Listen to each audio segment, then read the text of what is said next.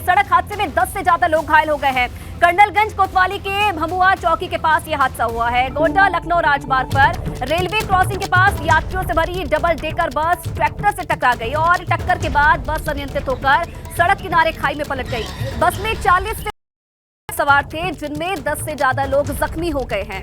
Double decker bus Delhi से गोंडा जा रही थी और हादसे की सूचना पर पुलिस मौके पर पहुंची और क्रेन की सहायता से गाड़ी को बाहर निकाला गया है। तो गोंडा में ये बड़ा सड़क हादसा पेश आया है। हालांकि 10 से ज्यादा जो लोग हैं वो घायल बताए जा रहे हैं। 40 से 45 लोग इस बस में सवार थे। अनियंत्रित होकर अचानक से जो ये बस थी सड़क के किनारे खाई में पलट गई। मौके पर पुलिस पहुंच चुकी है और आगे की जांच फिलहाल जारी है। डबल डेकर बस बताई जा रही है जो कि दिल्ली से गोंडा जा रही थी। अचानक से बीच रास्ते में अनियंत्रित हुई और पलट गई है और 10 से ज्यादा जो लोग हैं वो घायल बताए जा रहे हैं। मौके की तस्वीरें भी आप देखिए किस तरीके से ये बस अनियंत्रित होकर पलट गई। डबल डेकर ये बस बताई जा रही है जिसमें 10 से ज्यादा जो यात्री थे वो घायल बताए जा रहे हैं। हालांकि क्रेन की मदद से जो बस थी उसे हटा दिया गया है। गोंडा लखनऊ राजमार्ग पर यह हादसा पेश आया है। तो एक्सक्लूसिव तस्वीरें सबसे पहले एबीपी गंगा पर आप देख रहे हैं और देखिए इन तस्वीरों से आप अंदाजा लगा सकते हैं कि कितना भीषण ये सड़क हादसा था।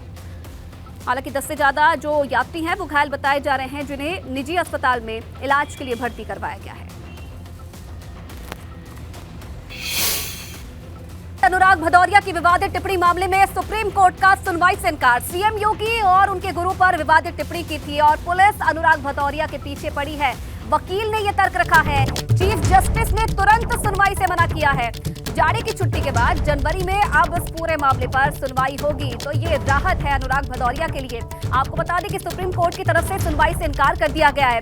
सीएम योगी और उनके गुरु पर अनुराग भदौरिया की तरफ से विवादित टिप्पणी की गई थी। पुलिस अनुराग भदौरिया के पीछे पड़ी है, ये अनुराग भदौरिया के वकील की तरफ से तर्क रखा गया है। इधर चीफ जस्टिस ने तुरंत सुनवाई से इनकार कर दिया है और अब सर्दी की छुट्टी के बाद ही जनवरी में इस पूरे मामले की सुनवाई होनी है, सुप्रीम कोर्ट की तरफ से ये कहा गया है। तो चीफ जस्टिस ने तुरंत सुनवाई के लिए मना कर दिया है। अनुराग भदौरिया को ये थोड़ी बहुत राहत जरूर मिलती हुई नजर आ रही है, जहां चीफ जस्टिस ने तुरंत सुनवाई के लिए मना कर दिया है और अब सर्दियों की छुट्टी के बाद ही इस पूरे मामले पर सुनवाई होगी। जनवरी में सुनवाई की बात कही जा रही है। आपको बता दें कि अनुराग भदौरिया की तरफ से सीएम योगी आदित्यनाथ और उनके गुरु पर विवादित टिप्पणी की गई थी, जिसके बाद सुप्रीम कोर्ट में ये मामला गया है और अब सुप्रीम कोर्ट ने इस पूरे मामले पर तुरंत सुनवाई से इनकार कर दिया है। और अविनाश फिलहाल इस खबर पर और ज्यादा जानकारी के लिए हमारे साथ जुड़े हैं। अनुराग, ये राहत जरूर कही जा सकती है अनुराग भदौरिया के लिए, सुप्रीम कोर्ट ने तुरंत सुनवाई से इनकार कर दिया है, और क्या कुछ हुआ इस दौरान?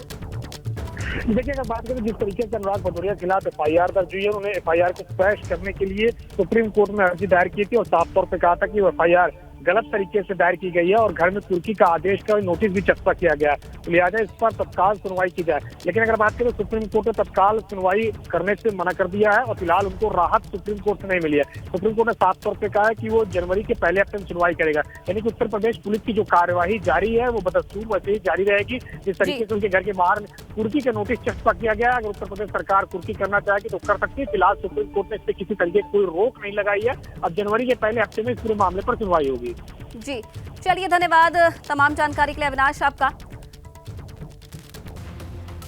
और मैनपुरी से जीत के बाद आज डिंपल यादव ने लोकसभा में सांसद पद की शपथ ली है। शपथ लेने के लिए आज वो दिल्ली पहुंची थी और उनके साथ अखिलेश यादव भी मौजूद रहे।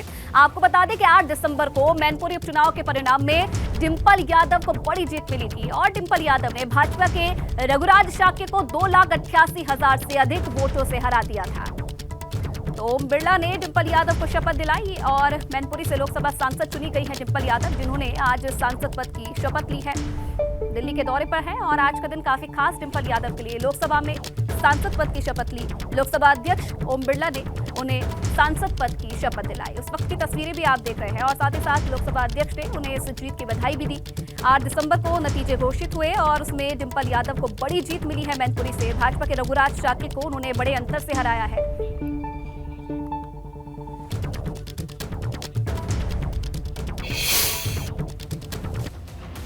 संविधान के प्रति सच्ची श्रद्धा और निष्ठा रखूंगी।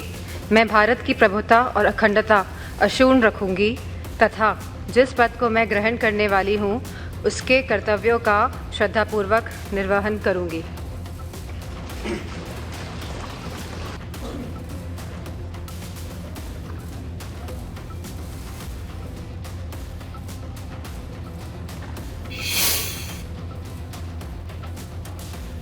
और चलिए अब आपको दो तस्वीर दिखाते हैं। पहली तस्वीर जब डिंपल यादव संसद भवन पहुंची और वहीं दूसरी तस्वीर में आप देखेंगे शपथ ग्रहण समारोह के दौरान डिंपल यादव ने किस तरीके से शपथ ली।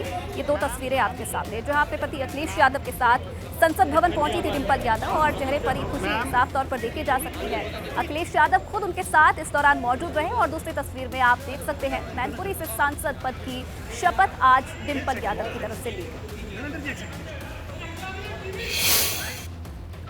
इधर केंद्रीय मंत्री अनुराग ठाकुर ने वाराणसी में समाजवादी पार्टी पर बड़ा हमला बोला है। उन्होंने रामपुर उपचुनाव को लेकर सवाल उठाए हैं और उनका जवाब भी दिया। उन्होंने आरोप लगाया है कि सपा के समय में खेल का विकास नहीं हो पाया।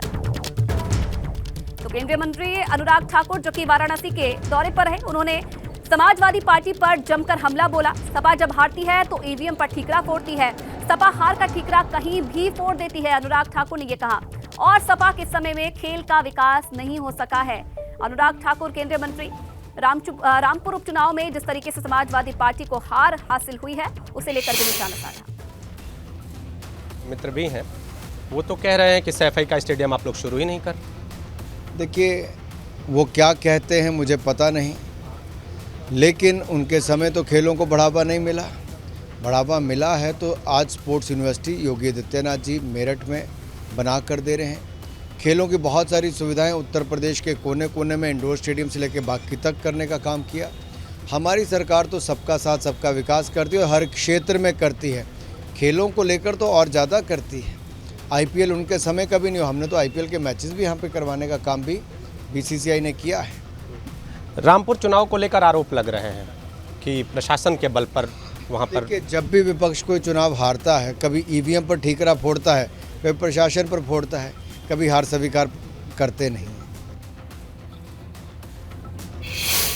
इधर बहराइच में परिवहन मंत्री दयाशंकर सिंह ने समाजवादी पार्टी पर निशाना साधा है। दयाशंकर सिंह ने कहा कि डर की वजह से मैनपुरी में चाचा भतीजे एक साथ आए। परिवहन मंत्री बहराइच के भारत नेपाल सीमा रुपईडीहा में बने अंतर्राज्यीय रोडवेज बस स्टैंड का उद्घाटन करने गए थे और इसी दौरान समाजवादी पार्टी पर उन्होंने तंज कसा। उन्होंने कहा कि मैनपुरी की जीत मुलायम सिंह को जनता की ओर से श्रद्धांजलि है। तो परिवहन मंत्री दयाशंकर सिंह ने समाजवादी पार्टी पर यह बड़ा निशाना साधा। डर की वजह से चाचा भतीजे साथ आए, उनका ये कहना है। और भाजपा के डर से एकजुट हुए चाचा भतीजा। मैनपुरी में जिस तरीके से जीत हासिल की है वो नेताजी को श्रद्धांजलि थी। चाचा भतीजा क्यों आए? चाचा भतीजा ये आए कि जनता की ताकत के कारण आए। जब आजमगढ़ और रामपुर की उनकी सियासत ध्वस्त हो गई, मैनपुरी अंतिम किला बचा हुआ था, तो ये डर करके एक हुए हैं। और आप ये भी आप मैनपुरी की जीत उनकी जीत नहीं है, वो मुलायम सिंह जी की लोगों ने श्रद्धांजलि दिया। वो उनके नेता थे, उनके प्रिय नेता थे, इसलिए उन्होंने उनसे श्रद्धांजलि मांगा। लोगों ने उनको श्रद्धांजलि के रूप में वोट दिया। उन्होंने कभी ये नहीं मांगा कि समाजवादी पार्टी को वोट दीजिए। लोगों ने कहा कि भाई मुलायम सिंह जी को श्रद्धांजलि दी, तो उसको उन्होंने दिया। तो एकता है, एकता बनी रहे, ये बहुत खुशी की बात है। प्रयागराज से बड़ी खबर आपको बता दें, एआईएमआईएम से नाता तोड़ने की तैयारी में है अतीक और उसका परिवार। ओवैसी की पार्टी को छोड़कर बसपा में शामिल होगा अतीक का परिवार। अतीक की पत्नी शाइस्ता परवीन और परिवार के दूसरे सदस्य होंगे शामिल। शाइस्ता परवीन बसपा के टिकट पर प्रयागराज से मेयर का चुनाव भी लड़ेगी, ये जानकारी मिल रही है। और लखनऊ में वरिष्ठ नेताओं के बीच बसपा की सदस्यता लेंगी शाइस्ता परवीन। तो ये बड़ी खबर मिल रही है, ओवैसी की पार्टी को छोड़कर अब बसपा का दामन थामेगा अतीक का परिवार। खबर ये मिल रही है कि अतीक की पत्नी शाइस्ता परवीन और परिवार के दूसरे सदस्य बसपा में शामिल होंगे।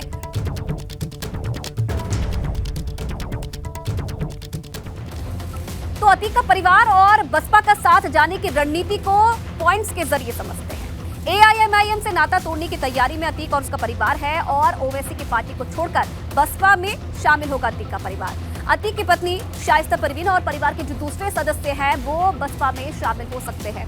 शाइस्ता परवीन बसपा के टिकट पर प्रयागराज में मेयर का चुनाव भी लड़ेंगी। लखनऊ में वरिष्ठ नेताओं के बीच बसपा की सदस्यता शाइस्ता परवीन लेंगी। और ये भी जानकारी मिल रही है कि बसपा में शामिल होते ही प्रयागराज से शाइस्ता परवीन को मेयर का उम्मीदवार बनाया जा सकता है। तो ये जानकारी मिल रही है। और बसपा में जाना मजबूरी है या फिर ये जरूरी है, ये भी समझ लेते हैं। पहली बार बसपा में अतीक का परिवार शामिल होने जा रहा है। अतीक की पत्नी शाइस्ता परवीन का ये पहला चुनाव होगा और ओवैसी की पार्टी से दूरी बना चुका है अतीक का परिवार। अहमदाबाद की साबरमती जेल में इस वक्त अतीक अहमद बंद है और 2017 से साबरमती जेल में ही बंद है अतीक। अतीक को छोटा भाई बरेली जेल में बंद है। अतीक का बड़ा बेटा उमर लखनऊ जेल में बंद है और अतीक का बेटा अली अहमद प्रयागराज जेल में बंद है। अतीक अहमद पर 100 से ज्यादा केस है। 1100 करोड़ की संपत्ति अब तक जब्त हो चुकी है और 1995 में मायावती के निशाने पर अतीक अहमद आए थे। लखनऊ स्टेट गेस्ट हाउस में कांड में निशाने पर अतीक अहमद आए थे। इधर बसपा विधायक राजू पाल हत्याकांड में अतीक अहमद आरोपी है जो कि इस वक्त जेल में बंद है, लेकिन शाइस्ता परवीन जो कि अतीक अहमद की पत्नी है वो बसपा में शामिल हो सकती है। AIMIM को छोड़ के बसपा में शामिल होंगी और कितना फायदा होगा ये तो देखने वाली बात है। चलिए इसी के साथ फिलहाल इस बुलेटिन में इतना ही। तमाम खबरों के लिए आप देखते रहिए ABP गंगा।